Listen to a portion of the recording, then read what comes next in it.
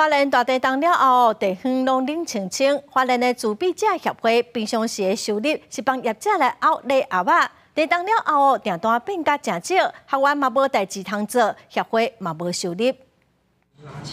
甲喙部甲好开，花莲县自闭症协会学员当咧教授编布的产品，看起来无啥熟手，因为大家进前拢是装盘手的礼盒，习惯的工课形象改变，情绪加减受到影响。其实纸盒是他们很大的成就感的来源。其实少了纸盒，其实他们也少了，其实也少了很多的成就感。因为我们目前暂时还没找到更合适的代工。其他时间的话，我们也会加强他们的清洁。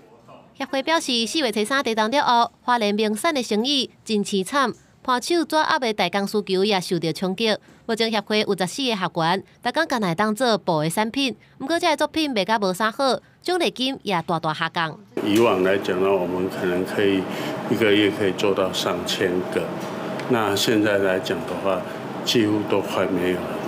我们代工也是协研本身他们奖励金鼓励他们的一个主要收入。那受到这个影响，当然我们的奖励金影响到他们的作业情形。